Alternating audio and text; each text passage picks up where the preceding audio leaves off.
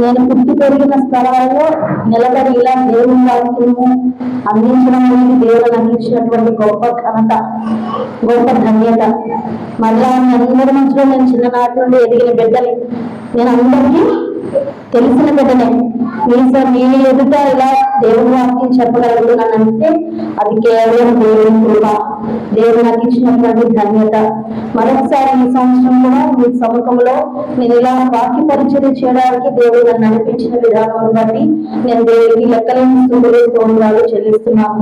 నాకు ఈ అవకాశం ఇచ్చినటువంటి తండ్రి గారికి, ఆ దేవాది దేవుడికి లెక్కలేని స్తోత్రాలు చెల్లిస్తున్నాను. కూడి వచ్చిన సంఘమందరికీ కూడా నా హృదయపూర్వకమైన చెల్లిస్తున్నాను. బాగున్నారమ్మా? దేవుని కృప 35 దినాలు దేవుని సన్నిధిలో గడిపే భాగ్యం దేవుడికి ఇచ్చారు. హల్లెలూయా, హల్లెలూయా. ఈ భూమి మీద ఉంటుంది ఏ మనుషునికి దొరకలేనటువంటి ధన్యతను, గొప్ప భాగ్యాన్ని దేవుడు ఇచ్చారు. ఆయన సన్నిధిలో ఒక్క దినము గడుపుతా 1000 దినాల కంటే శ్రేష్టమైనది. మరి 1000 దినాలంటే 30 దినాలు గడుపుతున్నాడంటే 8 దినాల శ్రేష్టతని మీరు పొందుకుంటున్నారు. అది దేవుడు మీకు ఇచ్చినటువంటి గొప్ప ఘనత. హల్లెలూయా. చిన్న పౌరం పాడుకుని మన వాక్యంలోకి వెళ్దాం.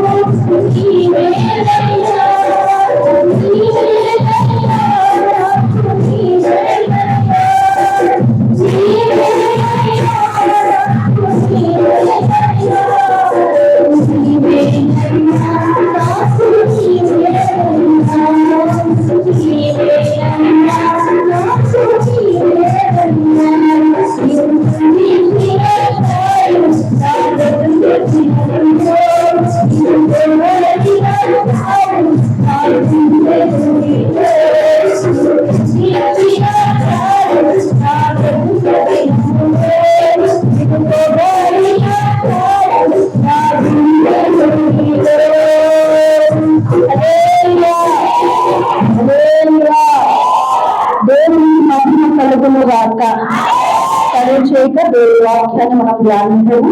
కీర్తనలు రాసిన గ్రంథము, కీర్తనల గ్రంథము 14వ అధ్యాయము 2వ వాక్యం. కీర్తనలు 14వ అధ్యాయము ఏమన్నా చదవగలిగే అంటే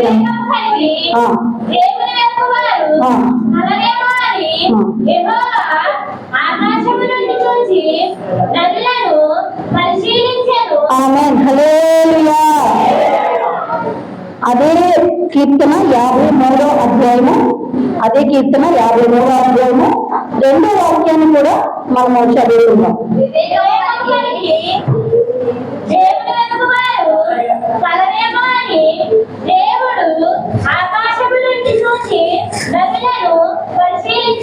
ఆమేన్. హల్లెలూయా, హల్లెలూయా. ఈ 2 వాక్య భాగాలలో కూడా ఒకటే మాటను దేవుడు సెలవిస్తూ ఉన్నాడు. ఎందుకు 2 సార్లు కూడా పత్రికల్లో ఈ గ్రంథంలో రాయబడి ఉంది అంటే వివేకము కలిగి దేవుని వెతుకు వారు కలరేమో అని యెహోవా ఆకాశములు ఏం చేస్తున్నాడంట? నరులను చూచి పరిశీలన చేస్తున్నాడు. హల్లెలూయా, హల్లెలూయా. అదే 53వ అధ్యాయం 2వ వాక్యంలో కూడా అదే రాయబడింది. వివేకము కలిగి దేవుని వెతుకు వారు ఎవరైనా కలరేమోనని నరులను పరిశీలన చేస్తున్నాడు. ఈ దినం మన అంశం ఏంటంటే వెదికేవారు. ఎవరన్నమాట? వెదికేవారు. నిజంగా ఈ 30 దినాలు మనం గనక నిజమైన వాటిని మనం వెదగలిగితే గనక ఈ 30 దినాల్లో ఉన్నటువంటి శ్రేష్టమైన కార్యాలు, శ్రేష్టమైనటువంటి ఆశీర్వాదాలు మన జీవితాల్లో మనం పొందుకోగలుగుతాం. హల్లెలూయా.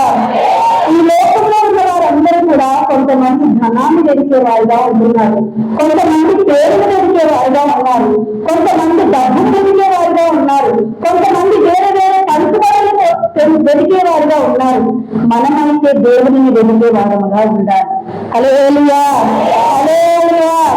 ఈ లోకంలో సంపాదించిన పేరు ప్రఖ్యాతులైనటువంటి అయినా, డబ్బైనా, స్థానాలైనా, గొప్ప గొప్ప ఘనతలైనా ఏదో ఒక రోజు అవి విడిచిపెట్టవేయబడతాయి. కానీ దేవుని వెతికేవారు, దేవుని సన్నిధిలో ఉండేవారు ఎలా ఉంటారో ఈ దినం మనం తెలుసుకుందాం. హల్లెలూయా. ఈ 30 దినాలు మీ పనులన్నింటినీ పక్కన పెట్టుకుని సాయంత్రం 7 అయ్యేటప్పుడు వచ్చి దేవుని సన్నిధిలో కూర్చుంటున్నారు కదా. దేవుడు మీకు ఎంత గొప్ప ఘనత ఇచ్చాడు. మరి దేవుని వెతుకుతున్నారు కదా, మీకు దేవుని ఆశీర్వాదాలు ఏ రీతిగా అనుగ్రహించబడతాయి. హల్లెలూయా. కొంతమంది యోగ గ్రంథంలో రాయబడి ఉంటుంది, యోగునంట ఏ తప్పు దొరుకుతాదా చిక్కించుకున్నామని చెప్పి వెతికేవారు ఉన్నారంట. యోగులో ఏం తప్పు దొరుకుతాదా దాన్ని వెతికే వాళ్ళు ఉన్నారంట. కొంతమంది మన జీవితాలలో ఎవరెవరు ఉంటారు తెలుసా? మనం ఏ తప్పులు చేస్తే ఎలా దొరికించుకోవాలా అని మనలో ఉన్న తప్పులు వెతికే వారు ఉంటారు ఈ భూమి మీద. హల్లెలూయా. నువ్వంటే పరని వాళ్ళు ఏం చేస్తుంటారంటే నీలో ఏ తప్పు దొరుకుతాడు, ఆ తప్పు ద్వారా నిన్ను ఎలా పట్టించాలి అని చెప్పి నీలో తప్పులు వెతికేవారు ఉంటారు. హల్లెలూయా. కొంతమంది అయితే గొప్ప వాటిని వెతికేవారుగా ఉంటారు. హల్లెలూయా. కొంతమంది మనల్ని ఎలా పాడు చేయాలని చూసేవారు ఉంటుంటారు. కొంతమంది అయితే పోగొట్టుకున్న వాటిని వెతికేవారుగా ఉంటారు. హల్లెలూయా. అంతే కదమ్మా, ఆ నాణ్యం తీసుకున్న ఆ నాణ్యం పోగొట్టుకున్న స్త్రీ ఏం చేసింది? పోగొట్టుకున్న నాణ్యాన్ని వెతికే పనిలో ఉంది. అవునా కాదా? ఆమె పోగొట్టుకున్న తన దగ్గర ఉన్న మిగిలిన దగ్గర నుంచి ఆలోచించట్లేదు, ఆ పోగొట్టుకున్న నాణ్యాన్ని వెతికే పనిలో ఉంది. హల్లెలూయా. కొంతమంది అయితే గొప్ప వాటిని వెతుకుతూ ఉంటారంట, స్థానాన్ని వెతుకుతూ ఉంటుంటారంట. మన జీవితంలో అసలు మనం వేటిని వెదకాలి? మనం అసలు వేటిని వెదకాలి? ఆత్మీయ జీవితంలో అభివృద్ధి చెందాలనుకునే మనము ఈ ఏ గుడికైనా ఆత్మాభివృద్ధి కూడికలు. మరి 30 దినాలు మీరు ఏం చేసుకోవాలంటే మీ ఆత్మను ఏం చేసుకోవాలి? పురికొల్పుకుంటూ ఆత్మలో అభివృద్ధి చెందుకుంటూ ఉండాలి. మరి ఆత్మలో అభివృద్ధి చెందాలంటే అసలు మీరు వేటిని వెదకాలి? ఏమి చేయాలి? దేవుని సన్నిధిలోకి వచ్చి మీరు ఏ కార్యాలు అయితే చేయాలో ఈ దినం సూటిగా దేవుడు మీతో మాట్లాడేదాక. హల్లెలూయా. నాకంటే ముందు చాలా గొప్ప గొప్ప సేవకులు నిలబడి మీతో మాట్లాడి ఉండవచ్చు. హల్లెలూయా. దేవుని చిత్తం ఏర్పాట్లో ఉన్న నన్ను కూడా మరి ఈ స్థానంలో నిలబెట్టాడంటే దేవునికి నేను లెక్కలేని స్తోత్రాలు చెల్లిస్తున్నాను. ఎంతైనా నేను ధన్యురాలనే చెప్పాలి. మరి నాకంటే గొప్పవారు ఉన్నారు. మరి మా డాడీ ముందు నిలబడి మాట్లాడడం అంటే అది మామూలు మాటలు ఏం కాదు. ఇంటికి వెళ్ళిన తర్వాత ఏ తప్పున్నా ఇదమ్మా అని చెప్పేస్తారు ఆయన. హల్లెలూయా. నీకు తెలుసు కదా. మరి అలాంటి వారి ముందు నేను నిలబడి మాట్లాడడం అంటే దేవుడు నాకు ఇచ్చినటువంటి ఘనత. మరి తడువు చేయక దేవుడి వాక్యాన్ని చూద్దాము. అసలు మనం ఎవరిని వెదకాలి? ఎవరిని వెదకాలి? అందరూ చెప్పే మాట అదే, అవునా? దేవుని వెదకాలి. క్రైస్తవులు మనం అందరం కూడా వేటిని వెతుకుతాం? దేవుణ్ణి వెదకాలి. దేవుణ్ణి వెతికే మనం అసలు దేవుణ్ణిలో ఏమి వెదకాలి? చదవండి. 2వ దినవృత్తాంతాలు 16వ అధ్యాయము 12వ వాక్యాన్ని చదువుతాం. 2వ దినవృత్తాంతాలు 16వ అధ్యాయము 12వ వాక్యం.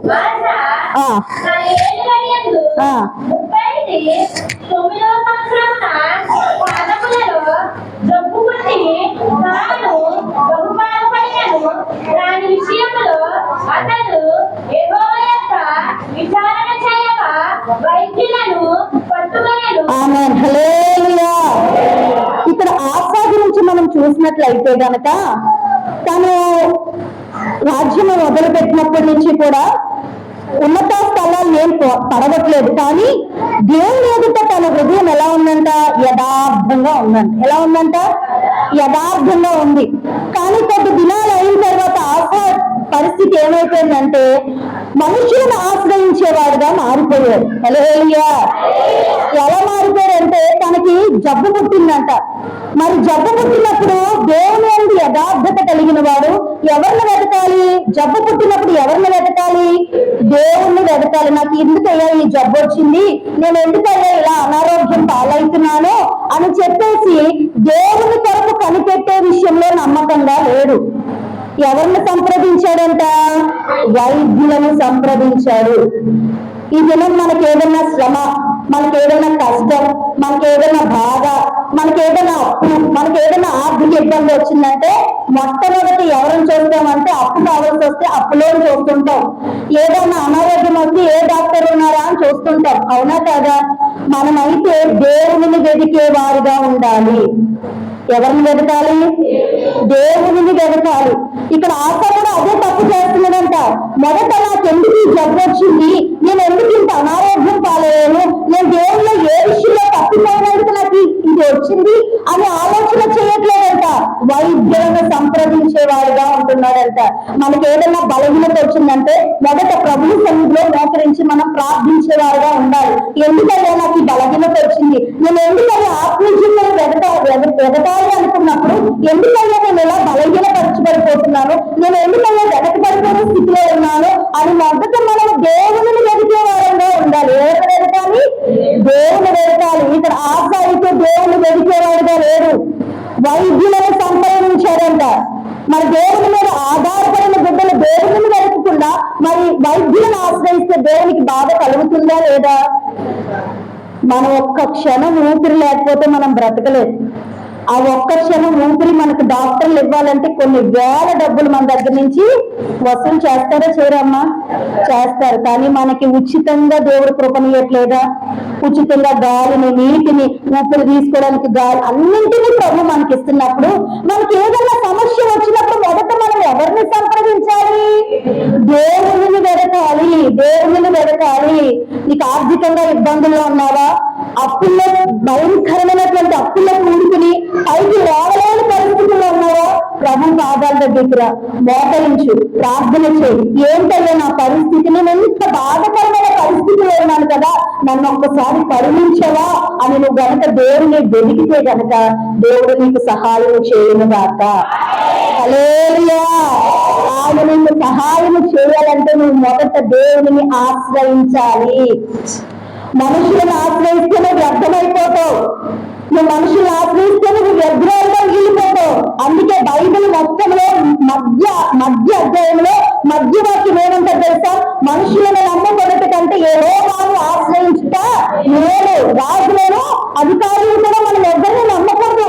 నీకేదైనా సమస్య వచ్చింది, నీకేదైనా కష్టం వచ్చింది, నీకేదైనా బాధ వచ్చింది, నువ్వు ఎవరిని నమ్మాలి తెలుసా? దేవుని వెతకాలి, దేవుని ఆశ్రయించాలి. నీకేదైనా కష్టం వస్తే నీ తల్లిదండ్రులకు చెప్పుకున్నారేమో, నీ భర్తకు చెప్పుకున్నారేమో, వేరే వాళ్ళ దగ్గర నీ సమస్యలు చెప్పుకోవడానికి వేదపడుతున్నామో, కానీ నీ తండ్రి నిన్ను సృష్టించిన సృష్టికర్తకు కనుక నీ సమస్యను చెప్పుకోగలిగితే నీ సమస్యలన్నింటినీ కూడా ఆయన తుడిచివేయనుగాక. మనము దేవుని వెతికే వారంగా ఉండాలి. ఎవరిని వెతకాలంట? దేవుని వెతకాలి. దేవుని వెతికితే నీకు గొప్ప కార్యం జరుగుతుంది. దేవుని వెతికితే నీకున్న సమస్యలు తొలగిపోతాయి, నీకున్నటువంటి ఇబ్బందులు తొలగిపోతాయి. ఇంకా నువ్వు దేవుని వెతకకుండా ఆశలాగా ఎవరెవరినో ఆశ్రయిస్తున్నావేమో, నీ జీవితంలో ఏ కష్టం వస్తే ఆ కష్టానికి తగిన వ్యక్తులని నువ్వు ఆశ్రయిస్తున్నామో దానివల్ల నీకు ఏమాత్రం కూడా లాభం లేదు. ఇక మీదటనైనా మనము దేవుని ఆశ్రయించగలిగితే మన జీవితాల్లో ఈ 30 దినాల ప్రయాణంలో గొప్ప కార్యాలు, ఆత్మాభివృద్ధి మీ జీవితంలో కలుగ చేయనుగాక. హల్లెలూయా. రెండవదిగా దేవుని వెతికే మనము ఏం వెతకాలి అంటే మొదటి దినవృత్తాంతాలు 16వ అధ్యాయము, మొదటి దినవృత్తాంతాలు 16వ అధ్యాయం 11వ వాక్యం చదువుదాం.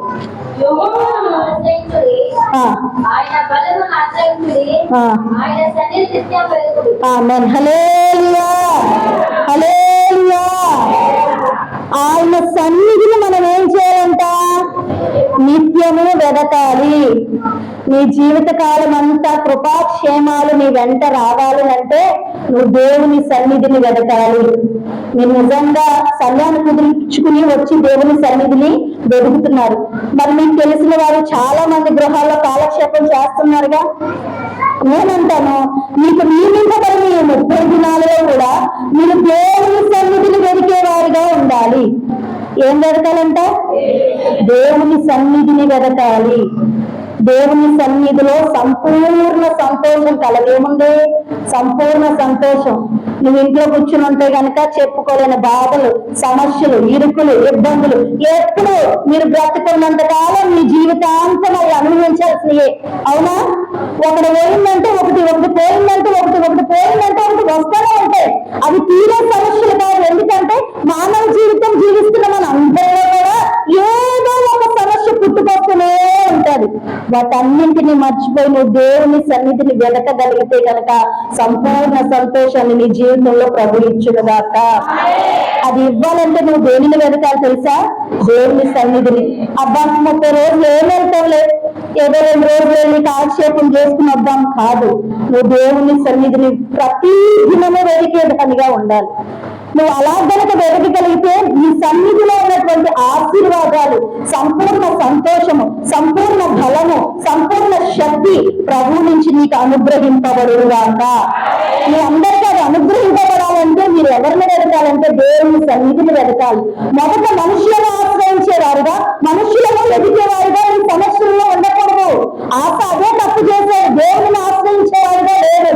మీరు కూడా మీ జీవితంలో ఏ కష్టం వచ్చినా, ఏ బాధ వచ్చినా, ఏ సమస్య వచ్చినా దేవుని వెతికేవారుగా ఉండాలి. రెండవదిగా నువ్వు దేవుని సన్నిధిని వెతికేవారుగా ఉంటే ఈ సన్నిధిలో ఉన్న సంపూర్ణ సంతోషం మీ కుటుంబాలకి ప్రభు అనుగ్రహించునుగాక. 119వ కీర్తన 45వ వాక్యాన్ని చదివాం.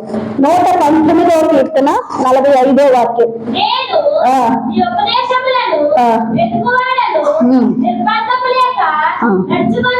ఆమేన్. హల్లెలూయా. మూడవదిగా దేవుని ఉపదేశాన్ని మనం వెతకాలి.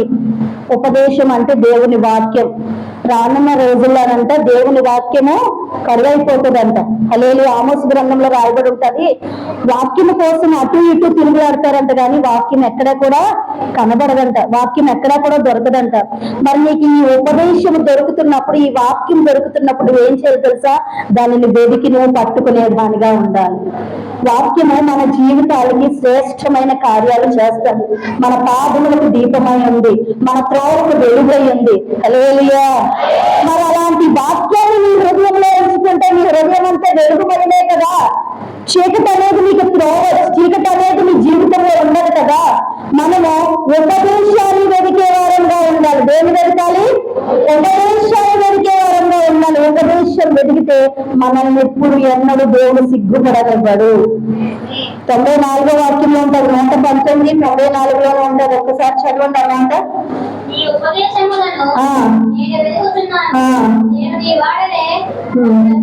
ఆమేన్.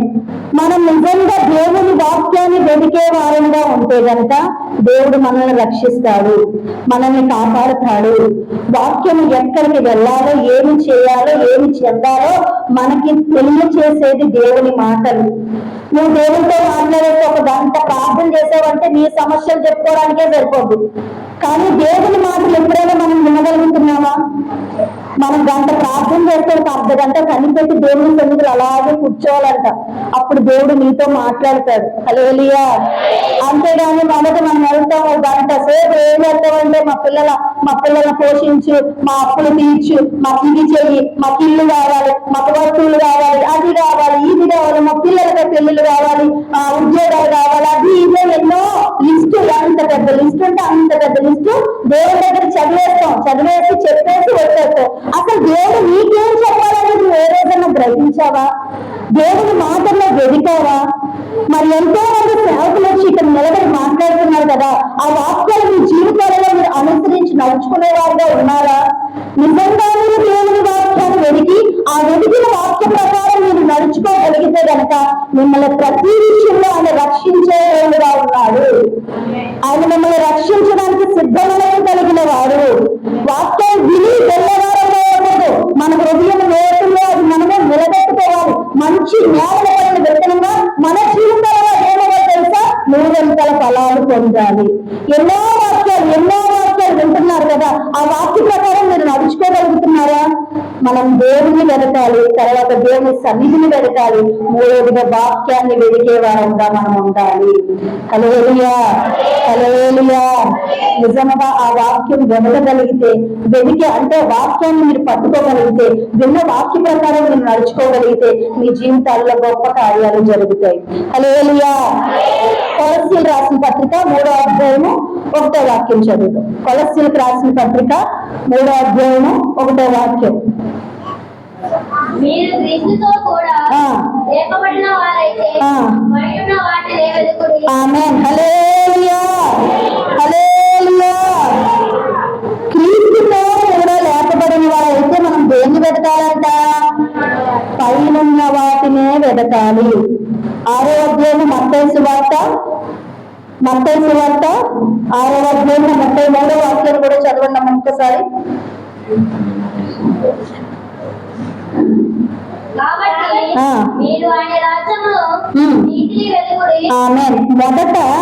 మొదట అనే మాటలు మిస్ చేశారు.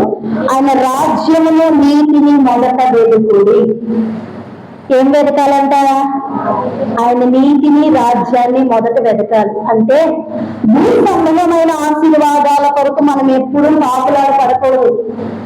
దేవుడు పర సంబంధమైన వాటి కొరకు నువ్వు వేగిర పడితే, మొదట ఆయన నీతిని, ఆయన రాజ్యాన్ని నువ్వు కోరుకోగలిగితే, దానిని వెతకగలిగితే, ఈ భూ సంబంధమైన ఆశీర్వాదాలన్నీ నీకు అనుగ్రహిస్తాడు. నీకు ఇల్లు కావాలా, నీకు ధనము కావాలా, నీకు స్థితి కావాలా, నీ పరిస్థితులు మారాలా, నీ అప్పులు తీర్చగలాలా, నీ కుటుంబంలో కలకల కన్నీరు సమస్యలు కొట్టువేయగలరా, అన్నింటిని కొట్టువేయగలుగుతాడు. నువ్వు మొదట కోరుకోవాల్సింది ఏంటి తెలుసా? నీ సన్నిధిలో నేను ఎదగాలి ప్రభా, ఆత్మీయ జీవితంలో నేను బలపరచబడాలి ప్రభా, ఆత్మీయ జీవితంలో నేను ఎదగాలి ప్రభా, ప్రార్థనలో ఎదగాలి, వాక్యంలో ఎదగాలి, పరిశుద్ధాత్మలో నేను ఎదగాలి అని చెప్పి ఎప్పుడైతే నువ్వు మొదట దేవుని రాజ్యాన్ని నీతిని గురించి వెతుకుతావో, అప్పుడు ఈ భూ సంబంధమైన వాటిని అన్నింటినీ కూడా నీకేం చేస్తాడంట? దేవుడు అనుగ్రహించే దేవుడు. పైనున్న వాటిని మనం వెతకాలి. మొదట ఎక్కడ వేటిని వెతకాలి? మనమే పైనున్న వాటిని వెతకాలి. భూ సంబంధమైన అన్ని దేవుడు కావాలని తెచ్చి పెడతాడు. ఎందుకంటే ఆయన మనం సృష్టించిన సృష్టికర్త. నీకంటే ఎక్కువగా నీ అవసరం లేదా అని ఎరుగున్నా లేడు. అవునా కాదా? నువ్వు అడగకముందే ప్రతి అవసరం ఆయన తీర్చే దేవుడు. మరి తీర్చుకున్న దేవుడు నీ సమస్యలు కొట్టివేయరా, నీ సమస్యలు తీర్చివేయరా, నీ ఇబ్బందులు తొలగించడా, నీకేనా బాధలు కొట్టివేయరా, అన్నింటినీ కొట్టివేస్తాడు. అయితే నువ్వు దాన్ని వెతికేదానిగా ఉండకూడదు. నా సమస్యలు తీరాలి, నా బాధకాలు చెప్పబడాలి, ఇది కాదు. మొదట నేను ఆత్మీయంగా ఎదగాలి, నేను ఆత్మలో బలపరచబడాలి, నేను ఆత్మలో అభివృద్ధి చెందాలి, నేను ప్రార్థనలో ఎదగాలి, విశ్వాసంలో ఎదగాలి, ఈ రాజ్యంలో నేను నీతిని మొదట నేను వెతకాలి అని మీరు ఎప్పుడైతే ప్రార్థన చేసుకుంటారో, ఈ భూ సంబంధమైన వాటన్నింటినీ ప్రభు మీ కాళ్ళ దగ్గర తెచ్చి పెడతారు. మీరు అడగకుండా మీ అక్కర్తలన్నీ ఆయన తీరుస్తారు. హల్లెలూయా, హల్లెలూయా. నువ్వు మొదట భూ సంబంధమైన వాటి కోసం వెతకద్దు. దేవుని రాజ్యాన్ని నీతిని మనం మొదట వెతకాలి. అప్పుడు వెతికితే కనుక ఈ లోక సంబంధమైనవన్నీ కూడా మన దగ్గరికి ఆయన తెచ్చి ఇస్తాడు. మనము దేవుడిని వెతికే వారంగా ఉండాలి. ఎందుకు వెతకాలంటే ఆయన ఆకాశం నుండి నరులను పరిశీలన చేస్తున్నారు. వివేకము కలిగి నన్ను వెతుకువారు ఎవరైనా కలవేమో అని చెప్పేసి ఆయన చూస్తున్నాడంట. మరి నువ్వు నిజంగా దేవుణ్ణి వెతికేదానిగా ఉండగలిగితే ఆయన నీ పట్ల గొప్ప కార్యాలు చేస్తాడు. హల్లెలూయా. ఏం వెతకాలి? దేవుని సన్నిధిని వెతకాలి, వాక్యాన్ని వెతకాలి, ఆయన రాజ్యాన్ని నీతిని మనం వెతకాలి. మరి ఎలా వెతకాలి? వెతుకుతున్నాం దేవుణ్ణి. మరి మీకు కనబడుతున్నాడు దేవుడు? వెతికినప్పుడు మీ కార్యాలు తీర్చబడుతున్నాయా? మనం సరైన విషయాల్లో, సరైన పద్ధతిలో, సరైన క్రమంలో దేవుని వెతికే వారంగా ఉండము. మరి ఎలా వెతకాలి? చదవండి ఒకసారి. ద్వితీయోపదేశ కాండము 4వ అధ్యాయము 29వ వాక్యం. ద్వితీయోపదేశకాండము 4వ అధ్యాయం 29వ. అయితే అక్కడ నుండి ఉమ్. నీ దేవుడైన యెహోవాను ఆ. మీరు వెతికిన యెడల ఉమ్. నీ పూర్ణ హృదయముతోను ఉమ్. నీ పూర్ణాత్మతోను ఆ. వెతికినప్పుడు ఆమేన్. హల్లెలూయా. నీ పూర్ణ హృదయముతోను పూర్ణ ఆత్మతోను ఏం చేయాలంట? దేవునిని వెదకాలి. మీరు చాలా మంది చాలా ప్రార్థనలు చేసుంటారు. కొన్ని ప్రార్థనలకి మీకు జవాబు వచ్చి ఉండదు, అవునా కాదా? కొన్ని సంవత్సరాల నుంచి కొన్ని ప్రార్థనలు చేస్తున్నా ప్రార్థనలకి మీ జవాబు లేదు. ఎందుకంటే మనము పూర్ణ హృదయముతో పూర్ణ ఆత్మతో దేవునిని వెదికే వారంగా ఉండాలి. ఎలా వెతకాలంటమ్మా? పూర్ణ హృదయంతో. మీరు కూర్చుంటారు, ప్రార్థనలో కళ్ళు మూసుకుంటావు, ఇంట్లో కలిపేసి వచ్చానా లేదా, పొయ్యి మీద స్టవ్ ఆఫ్ చేసి వచ్చానా లేదా, పిల్లలు వచ్చి ఏమన్నా చేస్తున్నారా, ఇది జరుగుతుందా అది జరుగుతుందా అంటే నువ్వు ఇక్కడ ఉన్నావు కానీ నీ తలంపులు నీ మనస్సు అంతా ఎక్కడ తిరుగుతుంది? లోక సంచారం చేస్తూనే ఉంది. అప్పుడు నువ్వు పూర్ణ హృదయంతో పూర్ణాత్మతో దేవుణ్ణి ఎక్కడ ఆరాధిస్తున్నావు, ఎక్కడ దేవుణ్ణి వెతుకుతున్నావు? అందుకే నీ జీవితం ఇంకా కార్యాలు కొరతగా ఉన్నాయి.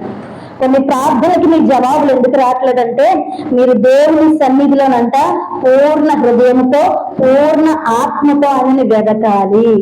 ఆయన వెతికినప్పుడు మీకు ఏమైతాడంటే తెలుసా? ఆయన ప్రత్యక్షం అవుతాడు. ప్రత్యక్షం అవడం అంటే మీ జీవితంలో కార్యాలు జరుగుతాయి. మీ జీవితంలో ఇంకా కార్యాలు జరగట్లేదు ఏంటంటే మీరు పూర్ణ హృదయంతో పూర్ణ ఆత్మతో దేవుని వెదకట్లేదు. పూర్ణ హృదయంతో పూర్ణ ఆత్మతోను మనం దేవుని ఏం చేయాలంట? సేవించాలి, ఆరాధించాలి, వెదకాలి. వెతికినప్పుడు ఆయన నీకు ప్రత్యక్షం అగునుగాక. ఇక మీదనైనా మీరు దేవుని సన్నిధిలోకి వచ్చినప్పుడు బయట ఆలోచనలు విడిచిపెట్టండి, లోక సంబంధమైన ఆలోచనలు విడిచిపెట్టండి. దేవుని మీద మీ మనసును మీ దృష్టిని పెట్టి ఆయనను అడగండి. నీ సమస్య ఏముందో, నీ కష్టం ఏముందో, నీ బాధ ఏముందో ఆయనను అడగండి. తప్పక ఆయన తీర్చే దేవుడు. అయితే నువ్వు ఆరాధించే, నువ్వు వెదికే నీవు నీ పూర్ణ హృదయాన్ని ఆయనకి ఇవ్వాలి. ఈ హృదయం అంట అన్నింటికంటే మోసకరమైందంట. అందుకే ఈ హృదయం ఎప్పుడు దేవుని దగ్గరే ఉండాలి. మన దగ్గరుంటే ఎప్పుడు మోసకరమైన ఆలోచనలే, ఎప్పుడు ఎవరిని పాడు చేద్దామా, ఏది చేద్దామా, ఏం చెందుదామా, ఎవరి మీద ఏ మాటలు చెప్తామా, ఇదే ఆలోచన కలిగి ఉంటారు హృదయం. అందుకే మనం దేవుని సన్నిధికి వచ్చి మనం ఏం చేయాలి తెలుసా? మన హృదయాన్ని ఎప్పుడు దేవునికే ఇవ్వాలి. మన హృదయ గుండె లోతుల్లో కూడా దేవుడినే మనం పెట్టుకోవాలి. అప్పుడు దేవుడు మనకి జీవితాల్లో గొప్ప ప్రత్యక్షమైన కార్యాలు చేస్తాడు. ఇంకా మీ జీవితాల్లో ఏదైనా కొరత కొడువ ఏదైనా ఉందంటే మీరు దేవుని పూర్ణ హృదయంతో పూర్ణ ఆత్మతో దేవుని వెతికేవారుగా ఉండాలి. ఎలా ఉండాలంట? పూర్ణ ఆత్మతో పూర్ణ హృదయముతో వెతికేవారుగా ఉండాలి. సామెతల గ్రంథము 8వ అధ్యాయము 17వ వాక్యాన్ని చదవండి. సామెతలు 8వ అధ్యాయము.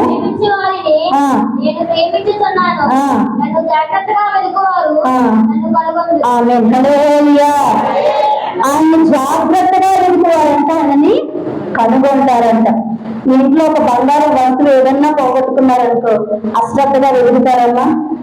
ఎలా వెతుకుతారు? చాలా జాగ్రత్తగా వెతుకుతారు. అవసరమైతే ఒక 10 సార్లు ఈడుస్తారు, అవునా? అవసరమైతే ఇంట్లో ఉన్న సామాన్లన్నీ బయట దులిపి మరి వెతుకుతారా వెతకరా?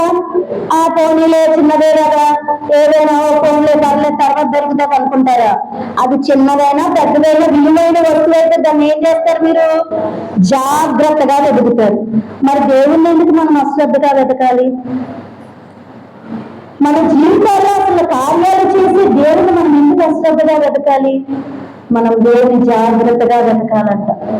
అనాలోచనలతో అశ్రద్ధతో దేవుని మనము ఆరాధించకూడదు. ఏదో మనసులో పెట్టుకుని వచ్చామా వెళ్ళామా అన్న వారంగా మనము ఉండకూడదు. ఆయన్ని వెతికి మనము జాగ్రత్తగా వెతకాలి. ఎలా వెతకాలంట? జాగ్రత్తగా. ఆయన ఎవరు తెలుసా? సర్వ సృష్టికర్త, ఈ సర్వభూమికి మహారాజు అన్నాడు. నీ జీవితంలో విలువలు ఏవైనా ఉన్నాయంటే ఆయన ఒక్కడు మాత్రమే. ఈ లోకంలో ఉన్నవానికంటే కూడా ఆయన ఎంతో గొప్పవాడైన. మరి ఆ గొప్పవాడిని మనం అజాగ్రత్తగా వెతుకుతామా? జాగ్రత్తగా వెతికే వారిని ఉండాలి. ఎలా వెతకాలంట? జాగ్రత్తగా వెతకాలి. అప్పుడు మీ జీవితాల్లో గొప్ప కార్యాలు జరుగుతాయి. ఏం జరుగుతాయి? గొప్ప కార్యాలు జరుగుతాయి. నీ జీవితంలో ఏదో సాధిస్తున్నావు కానీ దేవుని విషయంలో మాత్రం ఏమీ సాధించలేకపోతున్నావు. ఆత్మాభివృద్ధి అంటున్నాం కానీ మనం ఈ 30 దినాలు ఏదైనా ఆత్మీయ అభివృద్ధి చెందగలుగుతున్నామా? ఎందుకని వస్తున్నాము వెళ్తున్నాము అన్నట్టుగా మనం ఉండకూడదు. దేవుని జాగ్రత్తగా వెతికితే గనక ఆయనను మనం కొనగలుగుతాము గాక. ఆయనే నీతో ఉంటే గనక దేవుడు నీ విషయంలో ఎన్ని గొప్ప కార్యాలు చేస్తాడు. ఒక ఎమ్మెల్యే కుమార్తెకి ఏదైనా తక్కువ ఉంటుందా? ఏదైనా కొరత ఉంటుందా? మరి నిన్ను సృష్టించిన సృష్టికర్త అందరికంటే గొప్పవాడు కదా. నువ్వు ఆయనను జాగ్రత్తగా వెతికితే నీ జీవితంలో ఎందుకు కొరతలు, కన్నీళ్ళు, ఎందుకు సమస్యలు? మనం ఆయనను జాగ్రత్తగా వెతకాలి. ఆయనను జాగ్రత్తగా వెతికేవారంట ఆయనను కనుగొండు. నువ్వు ఇంకా కనుగొనలేకపోతున్నావు. దేవుని యొక్క మహిమను తెలుసుకోలేకపోతున్నావు. దేవుని యొక్క గొప్ప కార్యాలు, ఆయన చేస్తున్నటువంటి మహాశ్చర్య కార్యాలు నువ్వు గుర్తించలేని వ్యక్తిగా ఉంటున్నావేమో. ఒక్కసారి మనం జ్ఞాపకం చేసుకుని ఆయనను మనం జాగ్రత్తగా వెతుకున్నాము గాక. మనం ఎప్పుడు వెతకాలి దేవుణ్ణి? దావీదు భక్తుడు అంటున్నాడు 63వ కీర్తన 1వ వాక్యంలో, దేవా నా దేవుడు మీరే, వేకువని నిన్ను వెతికెదను. నిజంగా వేకువనే వెతికే వారి జీవితాల్లో దేవుడు గొప్ప కార్యాలు చేస్తాడు. హల్లెలూయా. ఈ రోజంతట్లో దేవుడి కొరకు మీరు ఎదురు చూస్తారేమో కానీ ఉదయ కాలం మీరు చేసే ప్రార్థన కోసం ఆయన మీ కొరకు ఎదురు చూస్తూ ఉంటాడంట. మీ కొరకు ఎదురు చూస్తూ ఉంటారంట. నా బిడ్డ నా సన్నిధిని దొరుకుతుందా? నేను నాకు ఇవ్వాల్సిన ఆశీర్వాదాలన్నీ ఇద్దామని చేత పట్టుకుని తిరుగుతూ ఉంటాడంట. ప్రతి గృహాన్ని పరిశీలన చేస్తా ఉంటాడంట. వేరుని అందుకే ఉదయకాలం రోజు మొదటి జాములు లేచి మనం ఏం చేయాలని తెలుసా? మొర్ర పెట్టే వారంలో ఉండాలి. ఎలా ఉండాలి? మొర్ర పెట్టే వారంలో ఉండాలి. హల్లెలూయా. మొదట మీ పూర్ణ హృదయంతో దేవుని వెతకాలి. రెండవగా జాగ్రత్తగా దేవుని వెతకాలి. మూడవగా దేవుని ఆయనను మనం దేవుడుగాక. హల్లెలూయా. దేవుని ఉన్న ప్రార్థనలో గొప్ప కార్యాలు ఉన్నాయి. ఒక భక్తుడు ఒక వ్యక్తి అంట అలా వెళ్తూ ఉన్నాడంట. లిఫ్ట్ వచ్చిందంట. లిఫ్ట్ ఎక్కి ఒక ఫ్లోర్ లోకి వెళ్ళాలని లిఫ్ట్ ఎక్కాడంట. లిఫ్ట్ ఎక్కితే ఆయనతో పాటు ఒక వ్యక్తి, ఒక దేవదూత 2 బకెట్ల నీళ్లు కట్టుకుని వెళ్తా ఉందంట. ఆయనతో పాటు ఎక్కితే ఆ దేవదూతను అడుగుతున్నాడంట, ఏంటి 2 బకెట్ల నీళ్లు పట్టుకుని వెళ్తున్నావు ఏంటి అని అంటే, ఈ నీళ్ళన్నీ కూడా మీ అమ్మ కాచిన కన్నీరు. మొదటి జామున లేచి నీ తల్లి నీ కొరకు కన్నీరు చేస్తుంది, కన్నీరు పెడుతుంది. ఆ కన్నీరు ఇదంతా ఈ బకెట్లలో నిండింది. నువ్వు ఈ స్థాయిలోకి, ఈ గొప్ప స్థాయిలోకి నువ్వు నిలబడి ఉండగలిగావంటే మీ అమ్మ చేసిన మొదటి జాము ప్రార్థన కన్నీరు ఫలితమే అన్నదంట. హల్లెలూయా.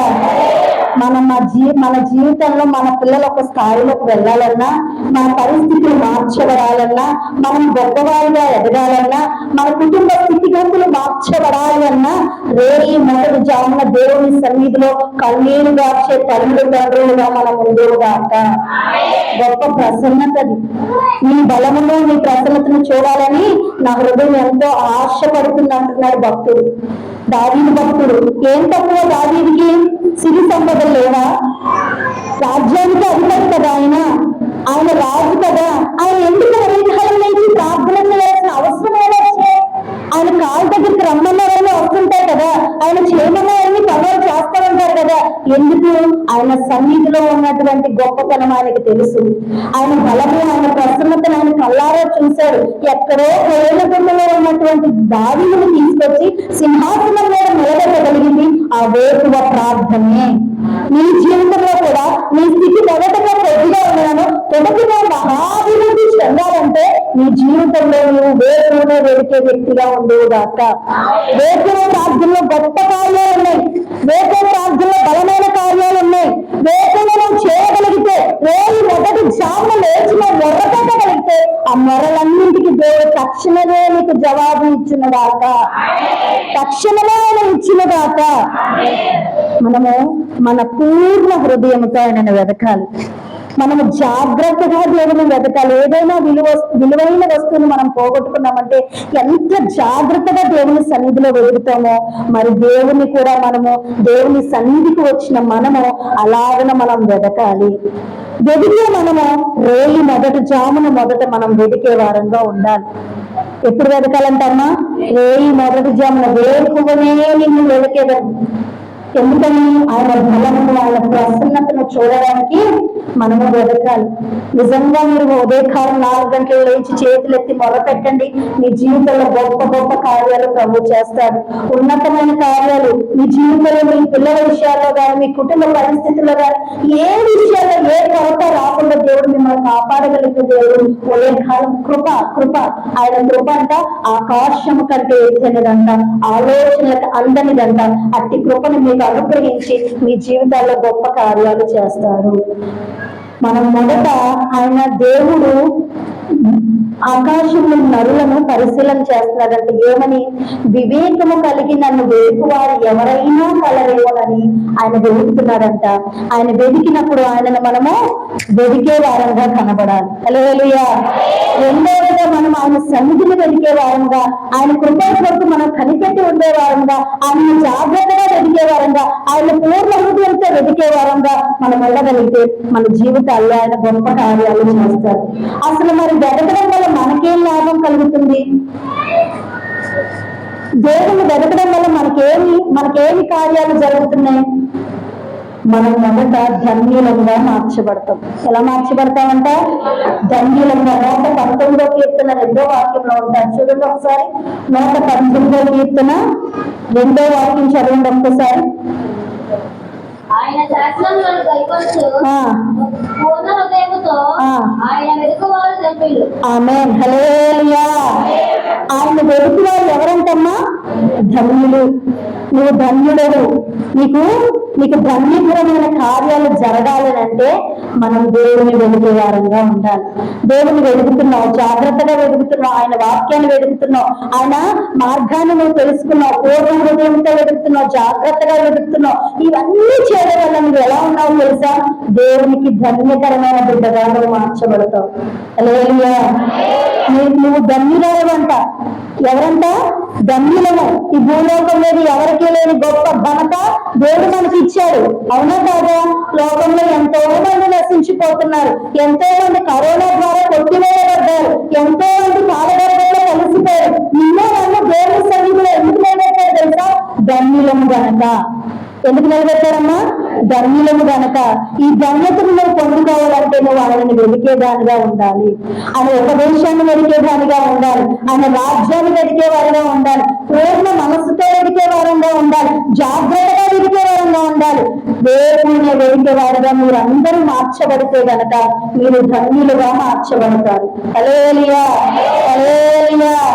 దేవుడు మన జీవితాల్లో ఉంటే మనకి ఏ భయాలు ఉండవు, మనకి ఏ నష్టాలు ఉండవు, మనకి ఏ కష్టాలు ఉండవు, మనకి ఎలాంటి భీతి ఉండదు. నువ్వు ఏ త్రోవలో ఎట్లా వెళ్ళినా కానీ ఆయన నిన్ను సురక్షితంగా తీసుకొచ్చి నిన్ను కాపాడగలిగిన దేవుడు. ఎందుకంటే నువ్వు ఎవరిని వెతుకుతున్నావు తెలుసా? నిజమైన దేవుని, ఈ సర్వ సృష్టికర్తనే. ఈ భూలోకం మీద ఉన్న వారందరూ కూడా సృష్టించిన సృష్టికర్తను మర్చిపోయి సృష్టిని పూజిస్తున్నారు. నీవైతే నిజమైన దేవుడిని ఆరాధిస్తున్నావు కాబట్టి నువ్వు ధన్యవాదులు. హల్లెలూయా. ధన్యవాదంగా మార్చబడే మనం ఆయనను వెతికే వారంగా ఉండాలి. నిన్ను చూసి దేవుడు సంతోషపడే వాళ్ళుగా ఉండాలి. ఎందుకంటే వివేకము కలిగిన వారు ఎవరైనా ఉన్నారా? కొంతమంది వివేకము లేక కుటుంబాన్ని చెలుగులు చేసుకుంటుంటారు. వివేకం అంటే జ్ఞానము, దైవిక సంబంధమైన జ్ఞానం లేకుండా కొంతమంది చాలా చిల్లరగా తిరుగుతుంటారు, చాలా అస్తవ్యస్తంగా తమ జీవితాన్ని పాడు చేసుకున్న వారే ఉంటారు. మనమైతే వివేకము కలిగిన వారంగా మనం దేవుని సన్నిధిలో జీవించాలి. అలా జీవించగలిగితే దేవుడు అంటున్నాడు మనము ధన్యులము. ఒక ఫ్లైట్ లోనంటే కొంతమంది ఎక్కారంట, అది కాసేపటికి బాగా ఊగుతుందంట. ఆ ఫ్లైట్ లో ఉన్న వాళ్ళందరూ కూడా భయపడిపోతున్నారంట. ఏంటి ఇలా ఊగిపోతుంది, మాకు ఏదైనా అయిపోతుందేమో, మాకు ఏదైనా శ్రమ కలుగుతుందేమో, మేము ఇప్పుడు క్రాష్ అయిపోతే మేము చనిపోతామేమో అని వాళ్ళ దేవునితో ప్రార్థన చేసేసుకుంటా ఉన్నారంట. కానీ ఒక చిన్న బిడ్డ మాత్రం ఆ కిటికీలోంచి చూస్తూ చాలా సంతోషంగా హ్యాపీగా ఉందంట. అంత అయిపోయిన తర్వాత కాసేపటికి సెట్ అయిన తర్వాత అది విమానం అనేది ల్యాండ్ అయిందంట. దిగిన తర్వాత అందరూ అడిగారంట చిన్న బిడ్డనే, ఎందుకమ్మా నువ్వు ఎంత భయం లేకుండా, చిన్న బిడ్డవైనా నీకు తెలుసు కదా అది పడిపోయేలా ఉందని, నువ్వెందుకు ఫ్లైట్ క్లాస్ ఏం కంగారు పడకుండా అంత సంతోషంగా ఉండగలిగావంటే ఈ ఫ్లైట్ నడిపించే వ్యక్తి మా నాన్న. ఈ ఫ్లైట్ నడిపించే వ్యక్తి మా నాన్న నన్ను ఎప్పుడు కింద పడేయదు కదా, నన్ను జాగ్రత్తగా కాపాడతాడు కదా, నన్ను ఎందుకు కింద పడేస్తాడు? చూసారా, ఆ బిడ్డకి ఏం నమ్మకం ఉంది? నన్ను కాపాడేవారు నా తండ్రి. మరి నీకు ఆ నమ్మకం ఉందా? నన్ను కాపాడేవాడు నా తండ్రి. మీ కష్టాలు తీర్చాలన్నా, మీ శ్రమలు పోగొట్టాలన్నా, మీ ఇరుకులు ఇబ్బందులు, మీ పరిస్థితులు మార్చగలగాలంటే దేవుడు నీ పక్షాన ఉన్నాడని నువ్వు మర్చిపోతున్నావేమో, నువ్వు ఎవరెవరినో ఆశ్రయిస్తున్నావేమో, వేటి వైపు మీరు చూస్తున్నారేమో. ప్రభు మీతో మాట్లాడుతున్నాడు, మీరు మొదట దేవుడిని వెతికేవారుగా ఉండాలి, దేవుని వాక్యాన్ని వెతికేవారుగా ఉండాలి. అది నీతిని, రాజ్యాన్ని, పై సంబంధమైన భూ సంబంధమైన కాక పర సంబంధమైన వాటి కోసం మీరు వేగిరపడేవారుగా ఉండాలి. మీరు వెతికేవారు కూడా ఎలా వెతకాలంటే పూర్ణ హృదయంతో, పూర్ణ ఆత్మతో వెతకాలి. మీరు జాగ్రత్తగా వెతకాలి, వేగంగా వెతకాలి. ఇలా కనుక మీరు చేయగలిగితే మీ భయాలన్నింటినీ కొట్టివేసి మిమ్మల్ని ధన్యులుగా దేవుడు మారుస్తాడు. ఎలా మారుస్తాడమ్మా? ధన్యులుగా మారుస్తాడు, ధన్యులుగా మారుస్తాడు. ధన్యత, దేవుని సన్నిధిలో గడపడమే ధన్యత. దేవుడు మనకి ఇచ్చినటువంటి గొప్ప కార్యం. కొన్ని ప్రాంతాల్లో దేవుడిని ఆరాధించడానికి లేదు, కొన్ని సమయంలో ఇలా బహిరంగ కూర్చుని ప్రార్థన చేయడానికి లేదు. కానీ దేవుడు మీకు ఎంత గొప్ప ధన్యతనిచ్చాడు. ఈ 30 దినాలు కూడా దేవుని సన్నిధిలో గడిపే ధన్యతనిచ్చాడు కదా. మరి దాన్ని మీరు ఉపయోగించుకుని దాని ప్రకారం ఆయనను వెతికితే ఈ 30 దినాలు దేవుని సన్నిధిని మీరు వెతకగలిగితే కనుక మీరు ధన్యులుగా మార్చబడతారు. ధన్యులుగా మార్చబడతారు. ఏదైనా ఒక కుమార్తె కనుక మంచి వివాహం జరిగి వెల్ సెటిల్డ్ గా ఉందనుకో, చక్కని భర్త, చక్కని పిల్లలు, ఇల్లు వాకిలు అన్ని ఉండి హాయిగా బ్రతుకుతుందనుకో, ఆ పిల్ల బాగా ధన్యురాలురా, మంచి భర్త దొరికారురా, మంచి పిల్లలు ఉన్నారురా, మంచి స్థితి కలిగింది అంటుంటారా లేదా? మరి నిజమైన దేవుడు కలిగిన మనం కూడా గొప్ప ధన్యులమే. మనకి ఏమి ఉన్నా లేకున్నా దేవుడు మనతో ఉన్నాడు. హబక్కుకు భక్తుడు అంటాడు, ఏమి ఉన్నా లేకున్నా నేను దేవుని సన్నిధిలో ఆనందిస్తాను. ద్రాక్ష చెట్లు ఫలింపకపోయినా, ఆ అంజూరపు చెట్లు కాపు ఇయ్యకపోయినా, చాలలో పశువులు ఉన్నా లేకపోయినా నేను దేవుని యందు మాత్రమే ఆనందిస్తాను. ఎందుకంటే ఆయన నాతో ఉంటే చాలు, అన్నీ నాకు సమకూర్చబడతాయి. మీ జీవితంలో ఎవరు ఉన్నా లేకపోయినా దేవుడు ఒక్కడే చాలు. మీ స్థితిగతులను మార్చగలిగింది ఆయన, మీ పరిస్థితులను మార్చగలిగింది. మీ స్థితులన్నింటినీ కూడా, మీకున్న పరిస్థితులన్నింటినీ కూడా మార్చి గొప్ప స్థితిలో పెట్టగలిగిన దేవుని గనక ఈ దినం మీరు వెతకగలిగితే గనక మీరు ధన్యులుగా మార్చబడతారు. హల్లెలూయా. అదే కీర్తన 40వ అధ్యాయము 16వ వాక్యం ఒక్కసారి చదవండి. నిన్ను వెతుకువారందరూ నిన్ను గూర్చి ఉత్సాహించి సంతోషించుదురు గాక. ఆమేన్. నీ రక్షణ ప్రేమించువారు యెహోవా మహిమ. చాలు. ఆయన్ని వెతికేవారంట హృదయమందు సంతోషిస్తారంట. కొన్ని సమస్యల ద్వారా మీలో ఉన్న సంతోషం పోయింది, మీ నోటి నిండా నవ్వు పోయింది. ఎన్నో దినాలు అవుతుంది మీరు కడుపార నవ్వుకొని, మీరు హృదయమందు సంతోషించి చాలా దినాలు అవుతుంది. ప్రభు అంటున్నాడు, నిజంగా నన్ను వెతుకువారు హృదయమందు సంతోషిస్తారు.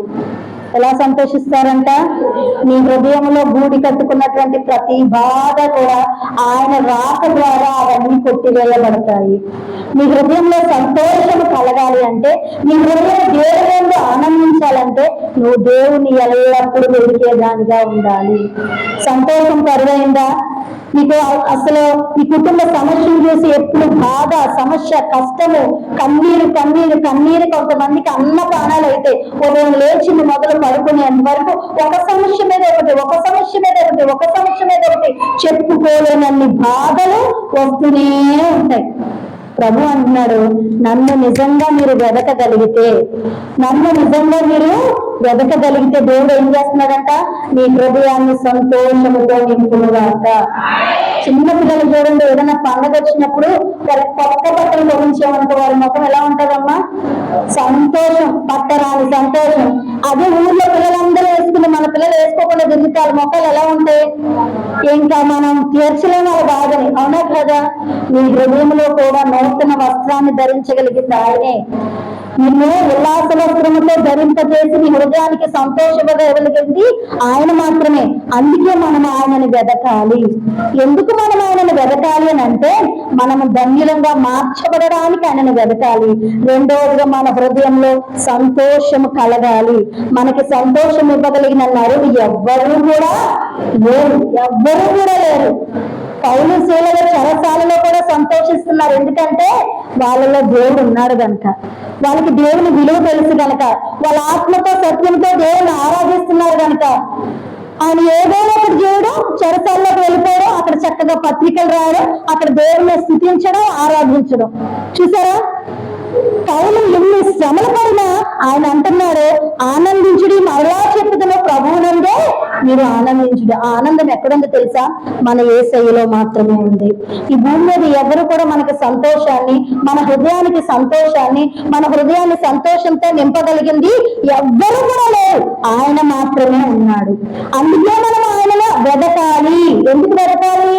ధన్యుల మగుటకు వెదకాలి. రెండోది, హృదయమందు సంతోషం కలగాలంటే నువ్వు దేవుని వెతికే దానిగా ఉండాలి. హల్లెలూయా. 69వ కీర్తన 6వ వాక్యం చదవండి. శత్రువులు నశించిరి, వారు ఎన్నడూ నుండకుండా నిర్మూలమైరి. నీవు పెళ్లికిచ్చిన పట్టణములు స్వర్ణకు రాకుండా పూర్తిగా నశించిరి. అవమానము పొందమని ఉంటుంది చూడండి, 69వ కీర్తన.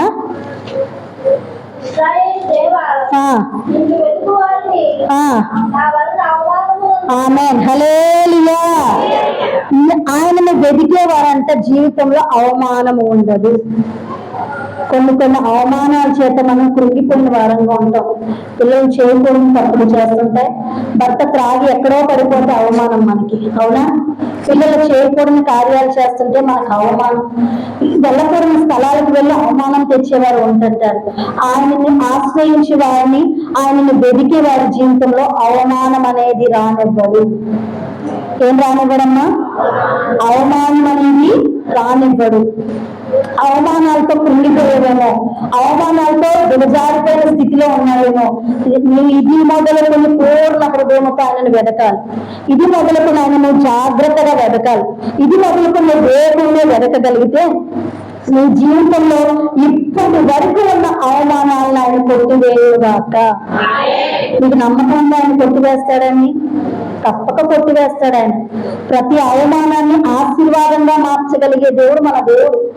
అది ఎలాంటి పరిస్థితి అయినా, ఎలాంటి దిగజారిన స్థితి అయినా లేపగలిగిన దేవుడు ఆయన.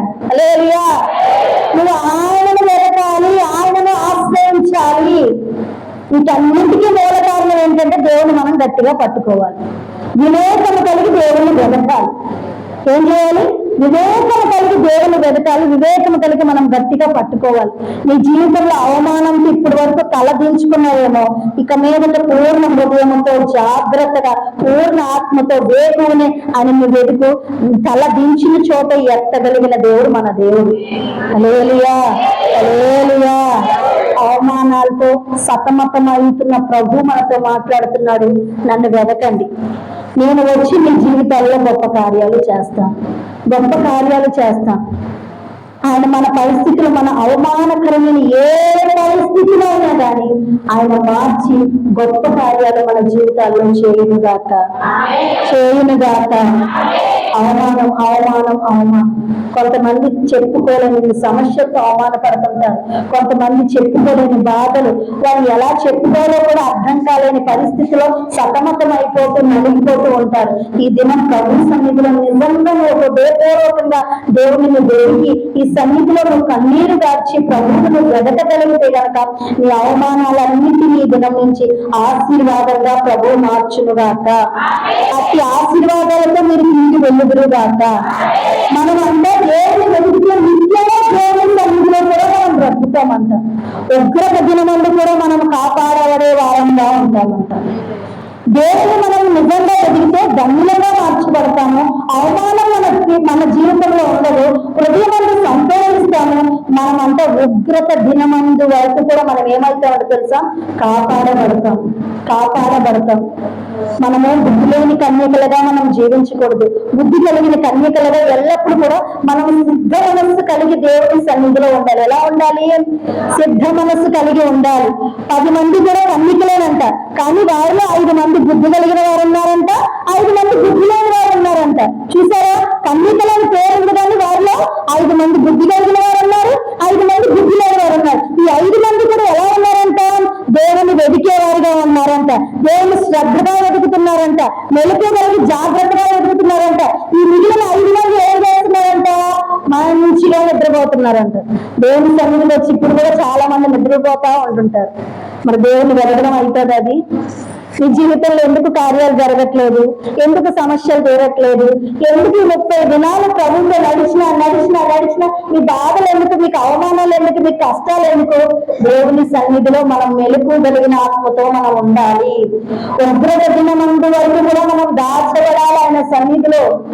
ఎప్పుడు రాజ్యాల మీద రాజ్యాలు వస్తున్నాయి, ఆ యుద్ధాల మీద యుద్ధాలు జరుగుతున్నాయి, అసలు విచ్చలవిడిగా ఎక్కడ పడితే అక్కడ దేవునికి విరోధమైన కార్యాలు. మన నైజీరియా ప్రాంతంలో కూడా చూసారా, కొన్ని 100 మంది క్రైస్తవులు చనిపోతూనే ఉన్నారు, కానీ 100ల కొద్ది 1000 కొద్ది పుట్టుకొస్తూనే ఉన్నారు. మనం అందరం కూడా జాగ్రత్తగా దేవుని వెలికే వారంగా ఉండాలి.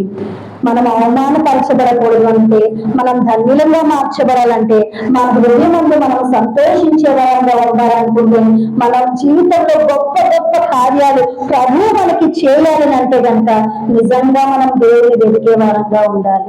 ఆయనను వెతికితే కనుక ఆయన సన్నిధిలో మనకి సంపూర్ణ సంతోషం కలదు. ఆయన వాక్యము మన పాదములకు దీపము, మన త్రోవకు వెలుగులు ఉంది కాబట్టి ఆ వాక్యాన్ని మనం గట్టిగా పట్టుకోవాలి. ఇన్ని దినాలు వింటున్న వాక్యాల ప్రకారం మీరు నడుచుకోగలిగితే అది మంచి నేలను పడిన విత్తనంగా మీ జీవితాలలో మీరంతల ఫలాలను అనుగ్రహిస్తారు. గొప్ప గొప్ప కార్యాలు మీరు చూడాలి, మీరు చెందాలి. మీ జీవితంలో సమస్యలు కొట్టువేయబడాలి. మీ జీవితంలో అనుకోని పరిస్థితులన్నీ ప్రతికూలమైన పరిస్థితులన్నీ అనుకూలంగా మార్చబడాలంటే మీరు నిజంగా దేవుని సన్నిధిని వెలిగేవారుగా ఎందురుగాక. అవమానాలన్నింటినీ మీకు ఆశీర్వాదంగా ప్రభు ఇవ్వబోతున్నాడు. మీకు ఏ సమస్యలు, ఏ ఇరుకులు, ఏ ఇబ్బందులతో ఎక్కడైతే తలదించుకున్న అవమానం పాలవుతున్నారో అవమానాలన్నింటినీ ఆశీర్వాదంగా మార్చబోతున్నాడు. ప్రతి విషయంలో మీ హృదయంలో సంతోషించే కార్యాలు మీకు చేయబోతున్నాడు. మీరు నమ్మగలిగితే, దేవుని ముందు విశ్వాసం ఉంచగలిగితే దేవుడు మీ పక్షాన నుండి గొప్ప కార్యం చేయనుగాక. వివేకము కలిగిన నరులు ఎవరైనా భూమి మీద ఉన్నారా? ఉన్నాడు. దావీదు ఆయన సన్నిధిని వెతుకుతున్నాడు. యోసేపు ఏ పరిస్థితిలో ఉన్నా కూడా దేవుని వెతుకుతూనే ఉన్నాడంట. ఎంత స్థితిలో ఉన్నా కానీ దావీదు ఎవరిని వెతుకుతున్నాడంట? యేసయ్యనే వెతుకుతున్నాడంట. మనము కూడా ఏ స్థితిగతులు, మన స్థితిగతులు ఏమైనా కానీ దేవుని వెతికే వారంగా ఉండాలి. పౌలు బంధకాలలో ఉండి కూడా ఎవరిని వెతుకుతున్నాడంట? దేవుణ్ణి వెతుకుతున్నాడంట. మన ఎందుకు కష్టం వచ్చిందంటే ఆ కష్టం ఎవరికి చెప్పుకున్నామో, మా సమస్యలు ఎలా తీర్చబడతాయో, మా అప్పులు ఎలా తీర్చబడతాయో, వడ్డీకి ఇచ్చేవారు ఎవరైనా ఉన్నారో అని మనం ఎందుకు ఎదురు చూడాలి? మన దేవుడు మన పక్షాన్ని ఉన్నాడు. మన దేవుడు మనకు గొప్ప కార్యాలు చేస్తాడు.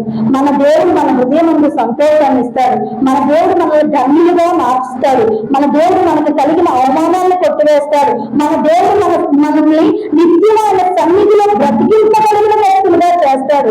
చెయ్యాలి అంటే నువ్వు హృదయపూర్వకంగా దేవుడిని వెతుకుగాక. ఎలా వెతకాలంటామా? హృదయపూర్వకంగా.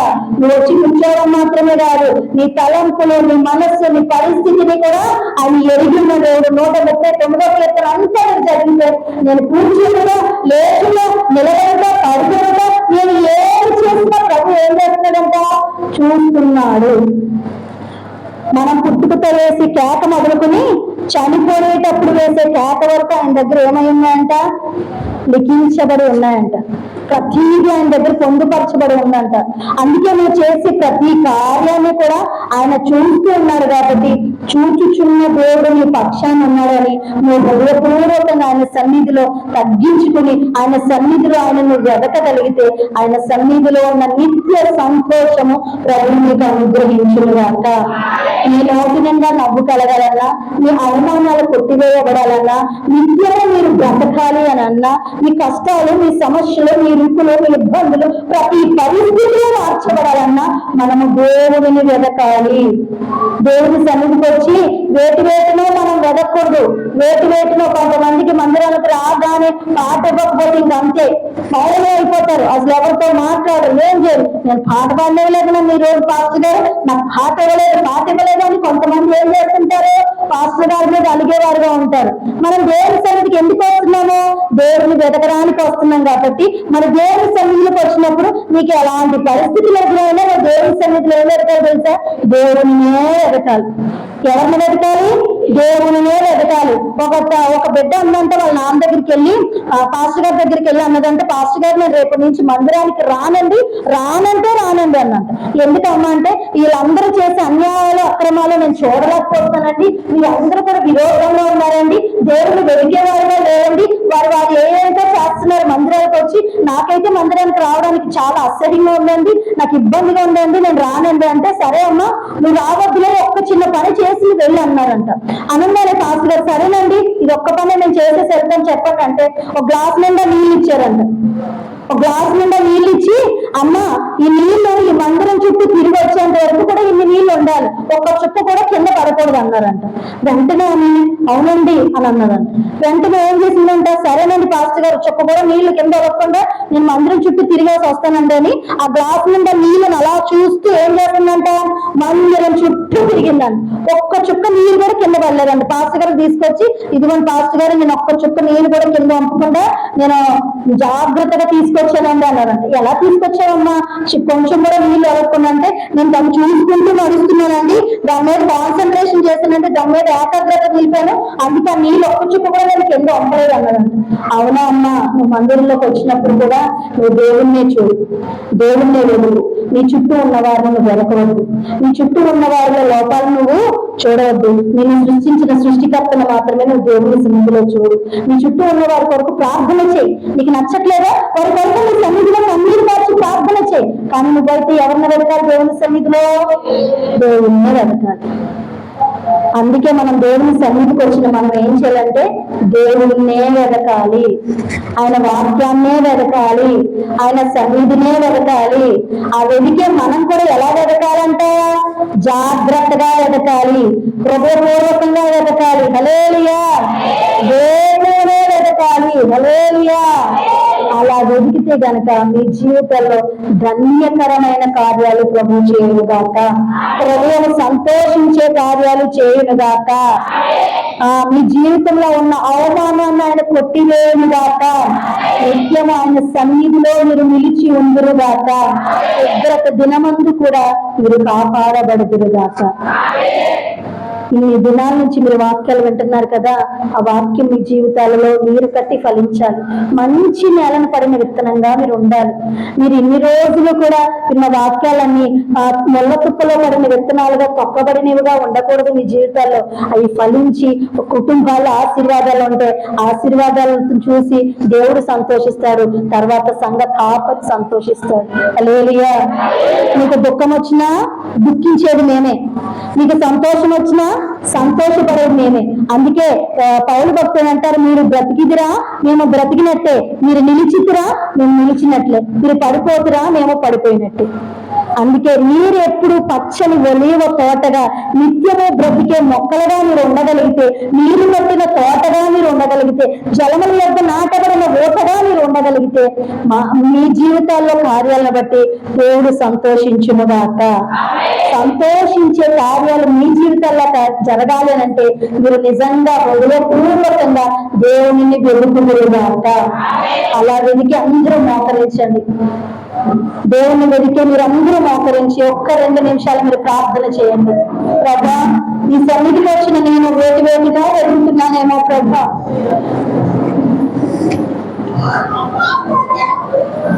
రాజానికి స్తోత్రాలు చెల్లిస్తున్నాను ప్రభా. నీ సన్నిధిలో ఇప్పటి వరకు నేను వేటిలో వెతుకుతున్నానేమో, ఇక మీదటనైనా ప్రభా నీ సన్నిధిలో ప్రభా నిన్ను వెతికేలా ఉంటాను నాయన, జాగ్రత్తగా నిన్ను వెతుకుతాను నాయన, హృదయపూర్వకంగా నిన్ను వెతుకుతాను నాయన. సహాయకుడు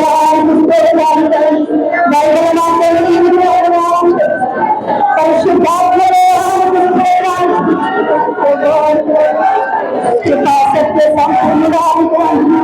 నిన్ను జాగ్రత్తగా వెతుకుతాను. నీ సన్నిధిలో నేను చేరుతాను, నా హృదయం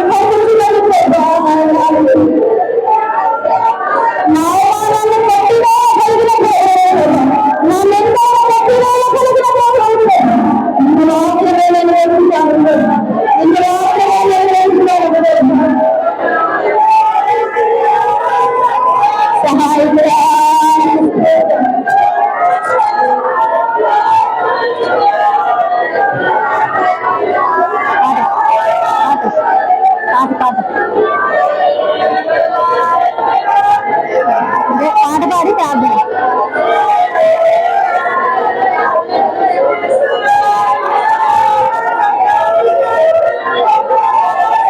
రజానికి వందనాలు చేస్తున్నాను.